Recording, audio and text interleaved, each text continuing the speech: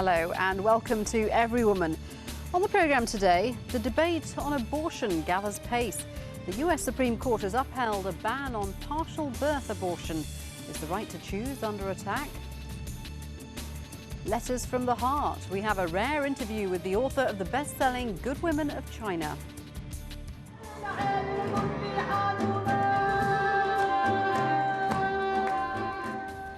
And Reem Kalani talks to us about the songs of her Palestinian homeland. The US Supreme Court has just announced the decision to uphold a federal ban on partial birth abortion. That's a specific abortion method that's performed very late in pregnancy if the mother's life is at risk. It's a decision that in practice doesn't affect many cases at all, but it is being seen by pro-choice campaigners as another step towards overturning the right to abortion in America. This right was enshrined back in 1973 in a legal decision called Roe versus Wade. Well, joining me now from Yale Law School is Professor Reva Siegel to tell us more about the legal debate. Reva, thanks for joining us. For the first time, a court has banned a particular method of abortion because the procedure of that is deemed to be harmful to the mother's health. Well, what happened in this case is that the court said that the United States Congress had the power to adopt a law that would restrict this one particular late-term abortion method. And so the court itself didn't directly ban the method so much as it allowed a political body, in this case the United States Congress, to do so. But even as I observe that, I should be very clear that this decision that upheld this federal law itself reaffirmed the fact that women in the United States have, under the United States Constitution, the right to decide whether or not to bring a pregnancy to term. The fundamental right to choose an abortion is there, but it may be regulated in new ways, given this most recent Supreme Court decision. But what the pro-abortion campaigners are worried about, isn't it, is that the language of the ban is so vague that they're worried it could lead to restrictions on earlier abortions. The opinion actually introduces a new rationale for restricting abortion, which is that legislatures might want to restrict access to the procedure so as to protect women and not just the potential life that they carry. That is a shift in thinking, This isn't is a dramatic shift in thinking and deeply troubling for persons who are concerned about women's ability to exercise control and have freedom in their own life, whether or not abortion is at stake. This kind of rationale for regulating women's conduct harkens back to older 19th century outmoded views of women as if they lacked capacity to make their own life choices responsibly.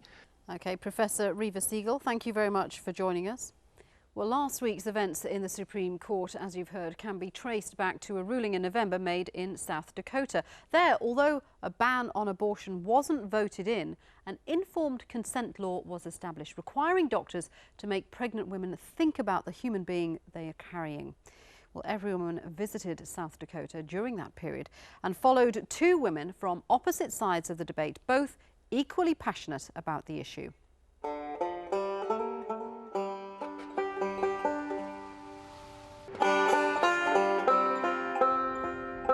This is ground zero for choice and reproductive rights right now.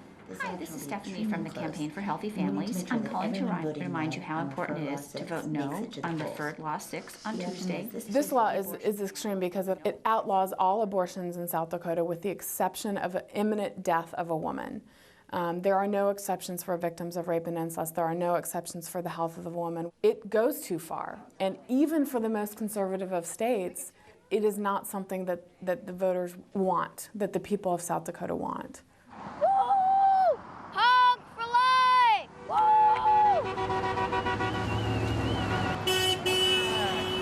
Woo! The proponents had made it clear they wanted a bill that was so restrictive that if it were to be upheld, the federal courts, including the U.S. Supreme Court, would clearly have to abandon Roe v. Wade. Hi, do you know where to go vote? Voting no for this is yes on abortion, right? Or like is yes for choice. I came to be pro-choice for a million reasons, but the main one, My grandmother was an OBGYN in the 1950s, and she dealt with a lot of women coming in from botched abortions from back alleys with coat hangers and crochet hooks. So it's very much a tradition to fight for the rights of women in my family. Hey, do you know where to go vote tomorrow? Okay. Yeah, I finally get to vote tomorrow. It's my first time voting. Yay. Yeah. In high school, I was adamantly pro-choice, actually. But then after talking to other women who've had abortions or even miscarriages, and just hearing them speak about their pain, I guess as a nursing student, I'm kind of a bleeding heart and really want to do whatever I could to help them. By voting yes on Referred Law 6, I really feel like I am helping women to make a choice that is good for them. Abortion doesn't make you an unpregnant woman, it makes you a mother of a dead baby. I hope that we win this election so that all these babies can get saved. Ready? 2, 4, 6, 8! We're the ones who ovulate! Not the church, not the state! Women will decide our fate! You getting it over there, Mom? My family doesn't really talk about politics or even really religious views, which probably seems odd, but it's just kind of how it is. I don't think I could even tell you what my parents think on it, so it was kind of one of those situations where the kids are kind of left to figure it out with very little guidance from my family or even really from my home church.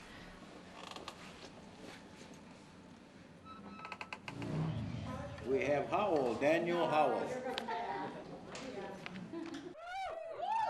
There has been a lot of people here, volunteers from all over the state, all over the region. I met a group. Meditate also all thy work and talk of thy deeds. Thy way, O God, is in sanctuary. Who is so great a God as our God? Even if this law doesn't pass, we've won because we've changed the face of this debate and we've been able to put something new out there and to educate more people. I've just learned that perseverance is key, and no matter if we win or lose, we will keep going. I will keep going. Well, we're joined from Washington now by Linda Greenhouse, the Supreme Court correspondent for the New York Times. Linda, thank you very much for joining us. As we saw there, that vote in South Dakota deeply divided the country, didn't it? What have been its effects? Well, as you saw there were two strategies going on in South Dakota that really capture the political side of the abortion debate pretty well. On the one hand, there was the flat ban on abortion put in by the legislature last year. You know, let's go all the way, let's ban abortion, and we'll tee this up to get a case up to the Supreme Court that will have to confront the basic right. Now that's the law that the voters then went to the polls and repudiated. So that law is now off the books.